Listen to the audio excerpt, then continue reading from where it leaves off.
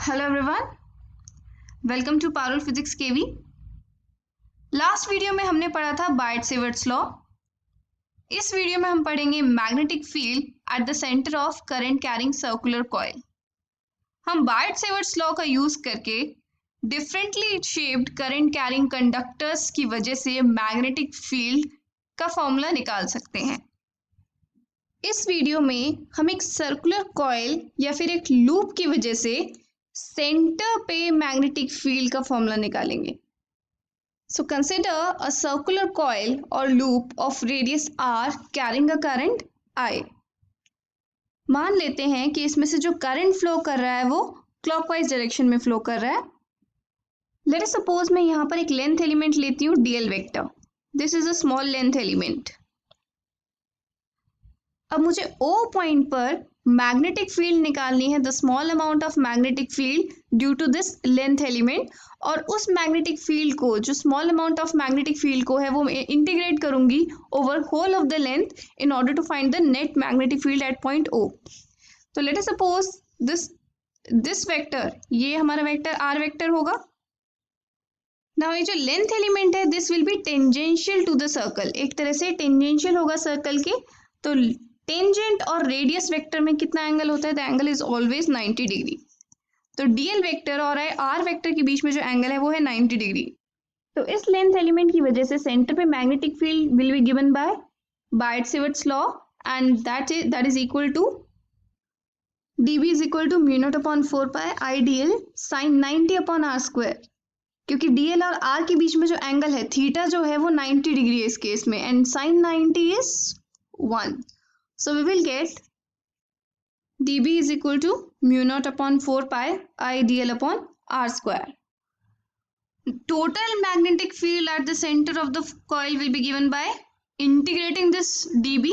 Net magnetic field निकालनी है तो हम इस small dB को integrate कर देंगे over whole of the loop, which is equal to integration of mu naught upon 4 pi I dl upon r square.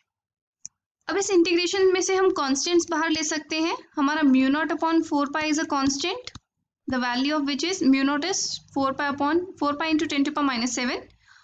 Current is a constant, same current is threading through the loop, and R square is also constant. क्यों? क्योंकि हम कोई भी length element लेते हैं, चाहे हम ये लेते हैं, इसका भी डिस्टेंस आर ही होगा। अगर हम कोई ये लेंथ एलिमेंट लेते हैं, इसका भी डिस्टेंस आर ही होगा, because we are considering a circular loop, and will be left with DL.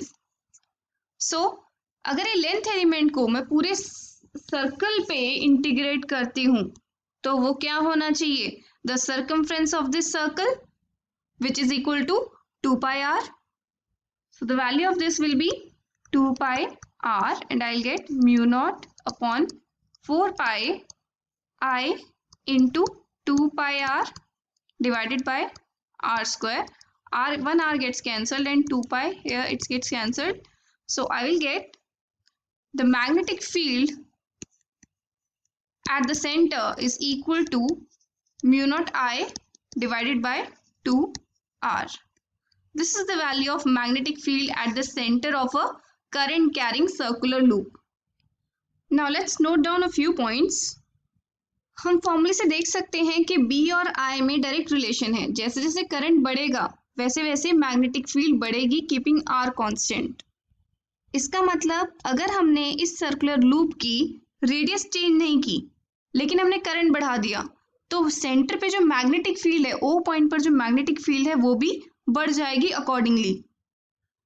Second point, magnetic field और रेडियस ऑफ सर्कुलर लूप इन दोनों का इनवर्स रिलेशन है। इसका मतलब यहाँ पर मेरे पास दो सर्कुलर लूप है, जिसकी रेडियस कम है और दोनों में करंट सेम है, मैंने इन दोनों में सेम करंट फ्लो कराया है। जिसकी रेडियस कम है उसके सेंटर पे मैग्नेटिक फील्ड ज्यादा होगी, और जिसकी रेडियस ज्यादा है उसके सेंटर पे मैग्नेटिक फील्ड कम होगी। This is what I am saying by this second point. Third, magnetic field produced by the circular coil depends upon the medium in which it is kept.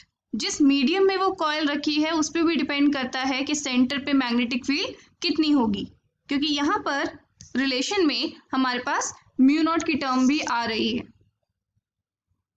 The direction of magnetic field is given by right hand palm rule. Right hand palm rule मैंने अपनी previous video में समझाया था, जिसका मैं link अपने description box में दे दूंगी। And this is the magnetic field lines pattern for a current carrying circular loop. यहाँ पे मैंने क्लॉकवाइज डायरेक्शन में फ्लो करता हुआ करंट लिया है और ये हमारी मैग्नेटिक फील्ड लाइन पैटर्न्स हैं। अगर हम अंदर की तरफ देखें, इस सर्कुलर लूप के अंदर की साइड में देखें, तो यहाँ पर जो मैग्नेटिक फील्ड लाइंस हैं they will be going inward if we apply right hand palm rule. Similarly अगर हम लेफ्ट साइड पे भी, यहाँ पर भी देखें, तो यहाँ पर भी अंदर की तरफ जा रही है मैग्नेटिक फील्ड, और इसलिए मैंने यहाँ पे क्रॉस से रिप्रेजेंट किया है। अगर हम बाहर की तरफ देखें इस लूप के, इस पूरे रीजन के बाहर, तो यहाँ पर magnetic field lines are coming out of the surface, तो यहाँ पर मैं रिप्रेजेंट करती हूँ डॉट से। सिमिलरली यहाँ पर भी मैं डॉट से रिप्रेजेंट करूंगी because magnetic field lines are coming out of the surface. ये आप easily right hand palm rule लगाकर मैग्नेटिक फील्ड की डायरेक्शंस बता सकते हैं। So I hope everything is clear to you. That's all for now.